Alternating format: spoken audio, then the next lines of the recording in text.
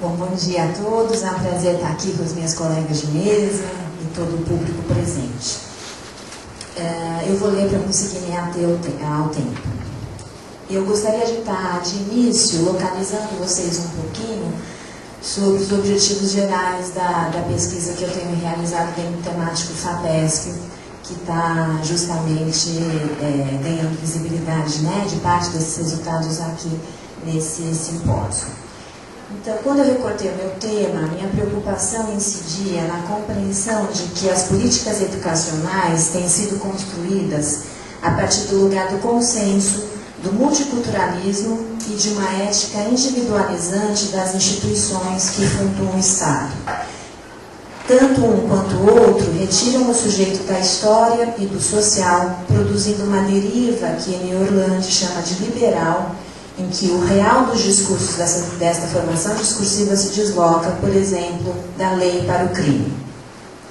Nesse sentido, o objetivo central de minha pesquisa, que aqui eu apresentarei apenas em parte, é compreender, sobretudo, o modo pelo qual os sujeitos são interpelados pela administração jurídica do Estado no espaço das políticas de ensino assim constituídas.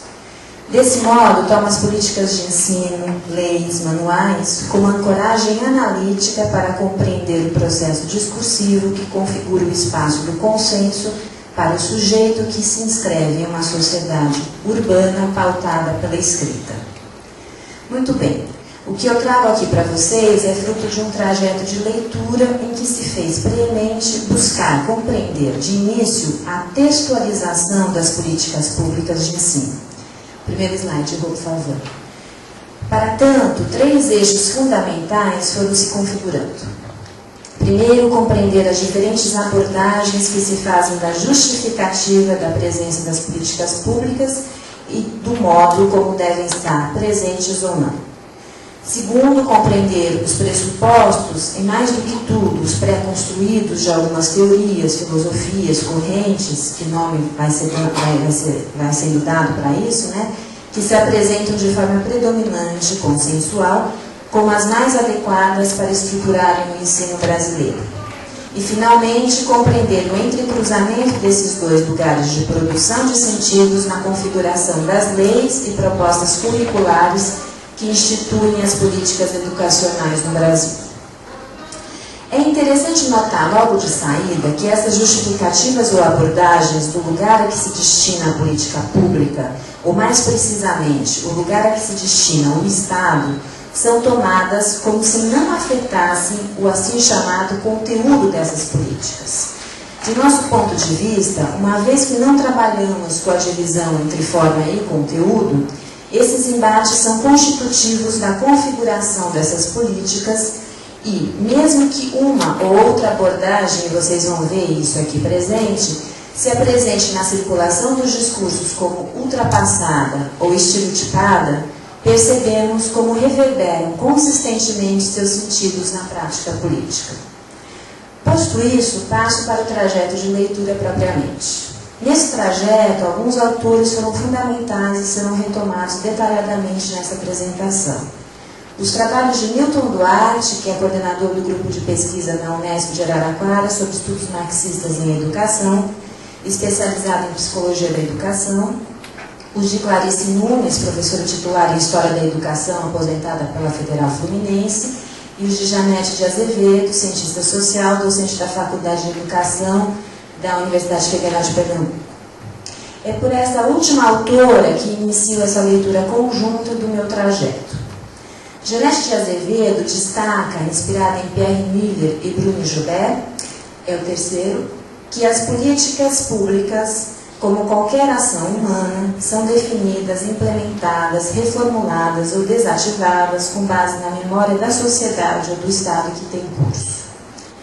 Prossegue a autora afirmando que as representações sociais predominantes fornecem os valores, normas e símbolos que estruturam as relações sociais e, como tal, fazem-se presentes no sistema de dominação, atribuindo significados à definição social da realidade que vai orientar os processos de decisão, formulação e implementação das políticas.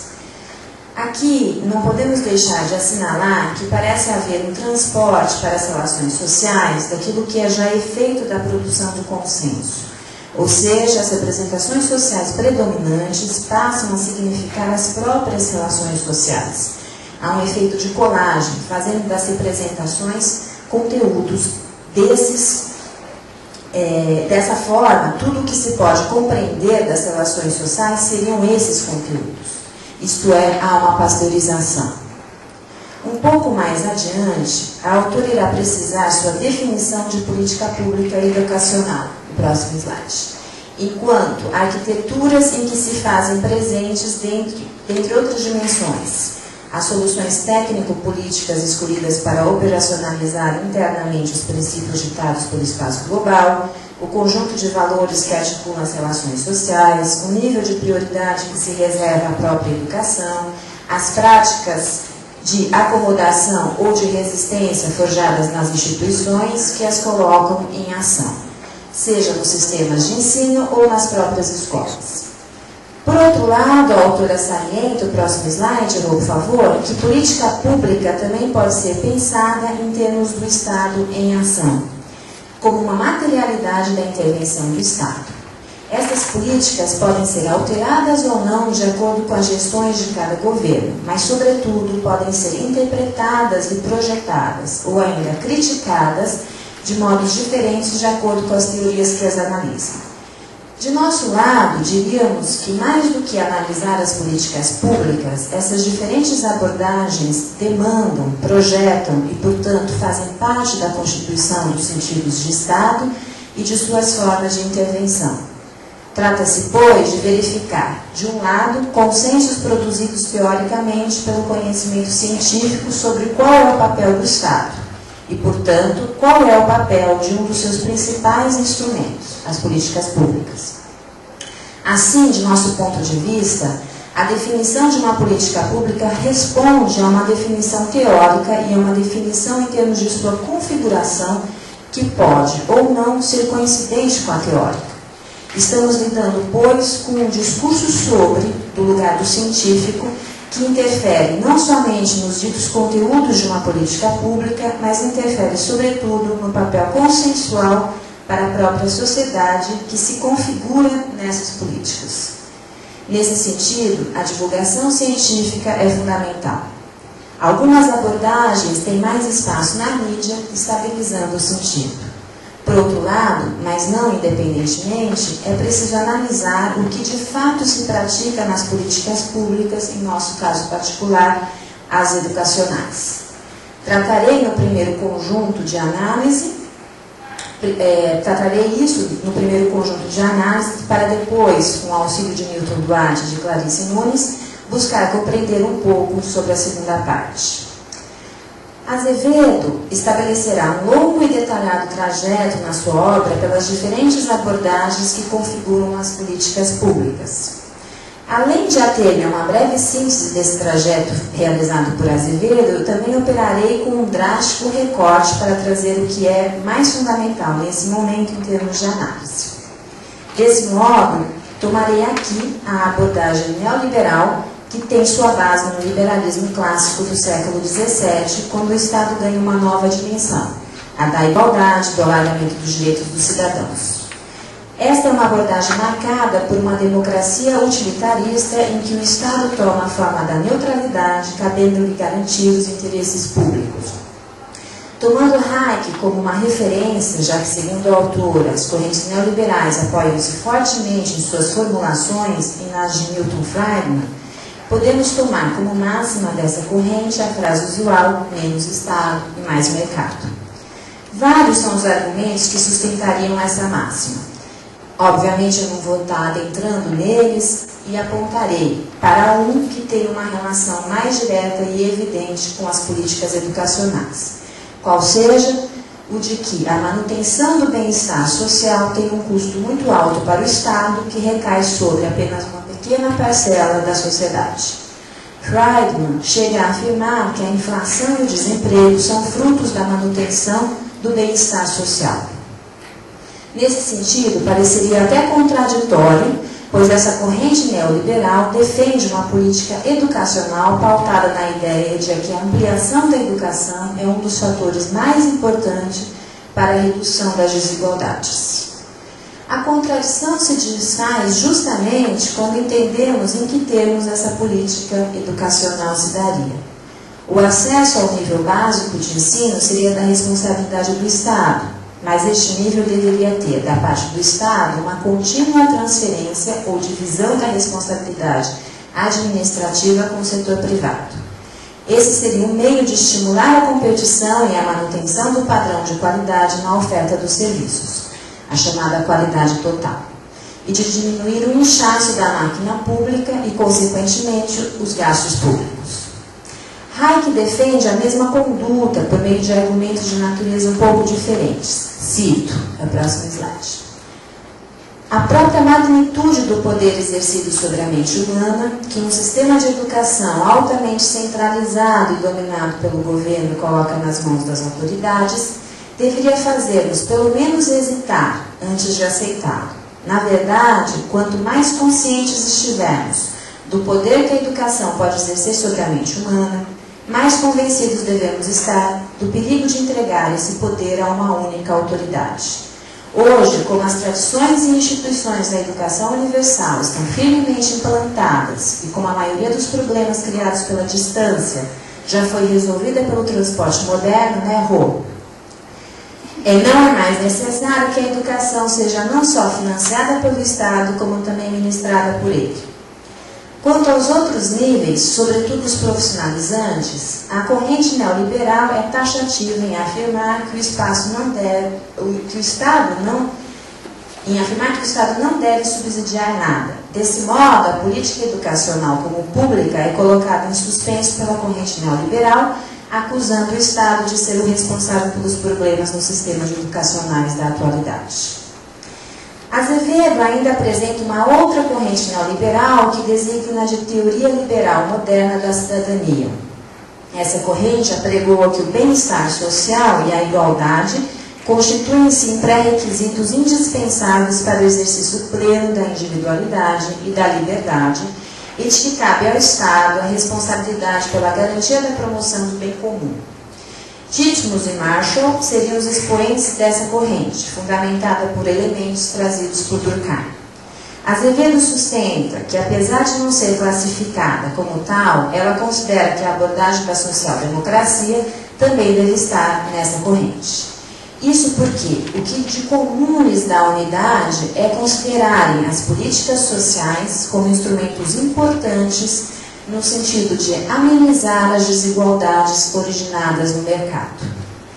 Vemos, portanto, que não se trata de uma crítica ao sistema, mas sim de uma adaptação. Eu diria mesmo de um saneamento.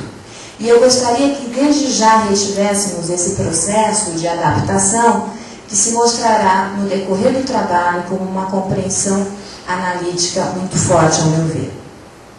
Os fundamentos de Durkheim, recuperados por essa corrente, se baseiam sobretudo na sua compreensão de que a crescente especialização e a correlata diferenciação de funções estavam eludindo os valores comuns que haviam sido compartilhados no interior de uma sociedade tradicional.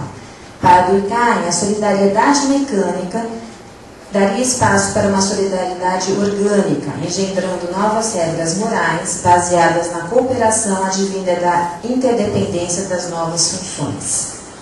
Tal cooperação, entretanto, não é espontânea, cabendo o papel do Estado de formular uma regulação mais vasta e complexa. Portanto, tratava-se de uma ampliação de seu poder regulatório, sem suprimir a liberdade individual. Para Durkheim era preciso que se interferisse nos efeitos perversos produzidos pela divisão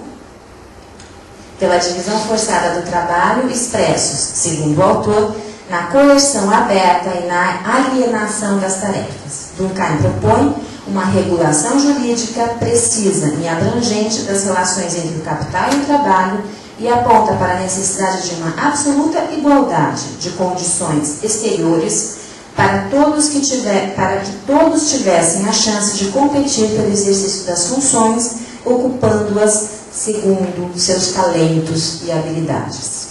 E aí eu gostaria que aqui também observássemos outra compreensão analítica que se desdobrará adiante.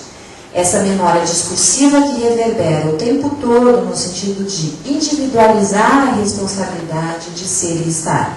Se o sistema é igual para todos, temos aí as habilidades e talentos inerentes ao indivíduo para selecionar, destacar, dividir.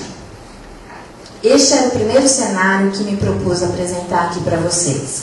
O outro versa justamente sobre as tendências atuais em termos de pedagogias que circulam de maneira mais forte e fácil pelo espaço brasileiro, bem como sobre o processo histórico pelo qual o Brasil passa no que diz respeito às suas políticas educacionais, que vão traçando uma configuração para o ensino. O trajeto pelo trabalho da análise de Azevedo nos deixa claro que as políticas educacionais se estruturam de forma geral enquanto instrumentos importantes no sentido de amenizar as desigualdades originadas no mercado.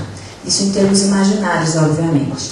Essa amenização justamente aponta para uma direção de sentidos configurada pela evidência da necessidade de adaptação, de saneamento, de adequação dos indivíduos, obviamente. Pensando na articulação das políticas com as teorias, já que as primeiras não se sustentam sem estas últimas, pelo menos sem uma pretensa sustentação teórica, podemos nos remeter, no que tange às práticas de ensino, a uma corrente predominante que pode ser designada de uma pedagogia do aprender a aprender, conforme vemos com Milton Duarte. Em seu artigo, As Pedagogias do Aprender a Aprender e Algumas Ilusões da assim chamada Sociedade do Conhecimento, um dos pilares de sustentação dessa pedagogia é o de que a educação deve preparar os indivíduos para acompanharem a sociedade em acelerados processos de mudança. Este posicionamento reclama para si uma distinção contundente em relação à educação tradicional, que pressuporia uma sociedade estática, diferentemente da sociedade contemporânea, em que uma nova educação é necessária para acompanhar a constante atualização frente aos conhecimentos provisórios, poderíamos até pensar descartáveis, o que garantiria, sobretudo, emprego. Desse modo, o emprego, o trabalho e a manutenção desse trabalho estariam atrelados numa pedagogia que ensinasse ao indivíduo, sobretudo, a adaptar-se. Aos educadores, como afirma Duarte, caberia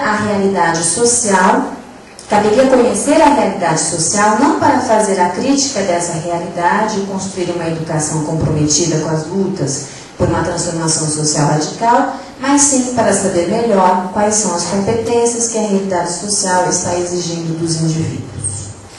Adaptação. Eis aí a palavra-chave que sustenta as pedagogias do aprender a aprender.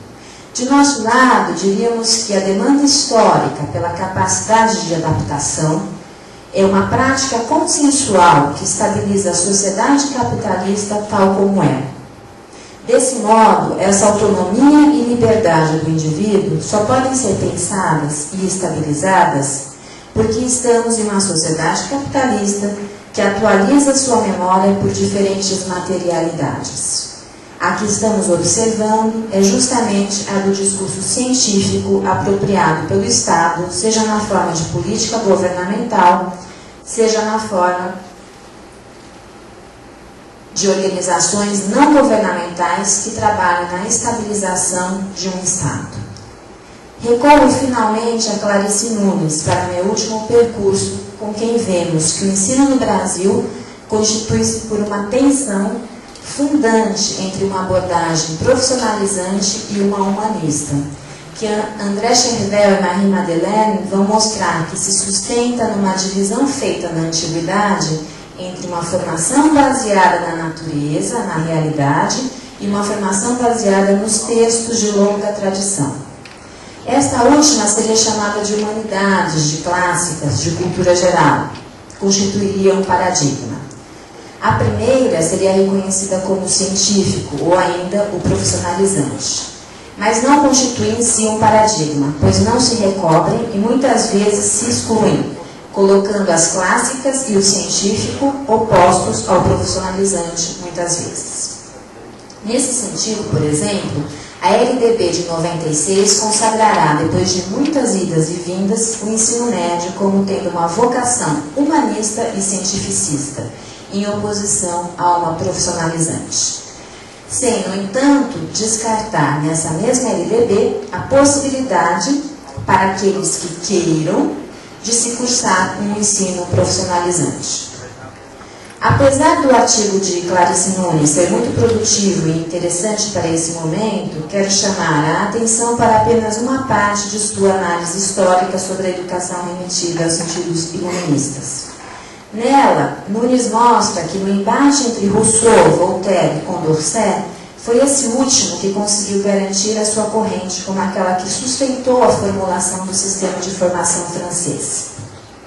Pensado a partir do pressuposto da igualdade de todos no acesso à instrução, mas com a possibilidade da diferenciação assegurada mediante os talentos de cada um. No seu plano educacional, o secundário caberia àqueles que pudessem arcar com os custos de manter um jovem estudando sem trabalhar. Quero fechar meu percurso justamente chamando a atenção para a repetição que vai se instalando em uma memória sempre atualizada da educação, fundada em sua relação com a Revolução Burguesa, que nos mostra que aquilo que aparece como uma concessão, mas com a possibilidade da diferenciação assegurada mediante os talentos de cada um, significa regularmente, de modo consistente, na afirmação da divisão e na justificação dessa divisão que fica então legitimada. Não há como não lembrar de Péchet em La Langue Introuvable quando nos ensina que a divisão antes visível passa a se dar com a Revolução Burguesa em um confronto estratégico em um só mundo. Nesse sentido, só para dar um gostinho final, é o último slide,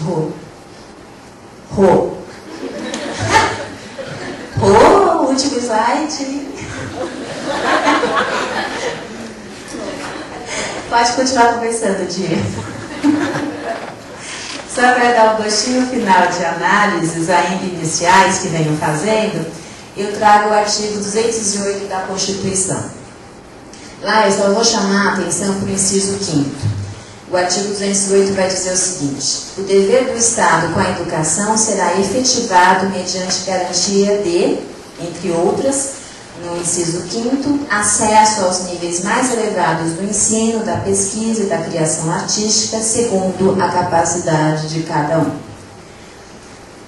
Habilidades, talentos, capacidades, sentidos que naturalizam pelo inatismo, pelo cultural, ambos naturais, e aqui eu remeto a toda a compreensão analítica da Carol, e também queria lembrar a análise que a Thelma acabou de apresentar nos PCNs, né, nos eixos transversais, como é interessante que a biodiversidade e a coexistência de diferentes etnias aparecem como sendo a mesma coisa.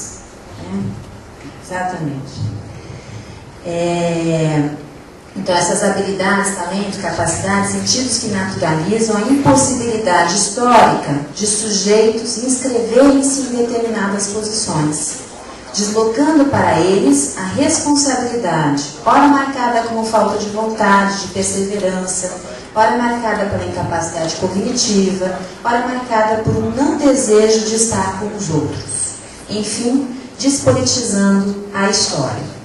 Para finalizar, chamo a atenção para o fato de que, se de um lado é preciso abordar as diferentes formas com que as políticas públicas se estruturam em termos de uma projeção que lhes é constitutiva, mas se dá como se fosse exterior às próprias políticas, isto é, o que circula sobre o escopo e forma como as políticas públicas devam ser e onde e como devam agir, de outro lado, não se pode escapar, a gente não, todo esse funcionamento não pode escapar ao imaginário estabilizado de que, não importem as diferenças dessas abordagens, todas elas se inserem em uma sociedade democrática. Ou seja, aí funciona um pré-construído de que estariam à disposição de todos, e aí o jurídico é estruturante desse pré-construído. Então, estariam à disposição de todos os diferentes trajetos a serem escolhidos por vontades pessoais e capacidades individuais, ambos frutos da possibilidade inerente ao traço humano de adaptar-se. Naturaliza-se o sujeito e legitima-se o capitalismo como a única possibilidade de formulação do social. E aí eu lembro a análise da Suzy Lagasse. Esse é, ao meu ver, um dos pontos de ancoragem do efeito do consenso produzido pelas políticas públicas educacionais.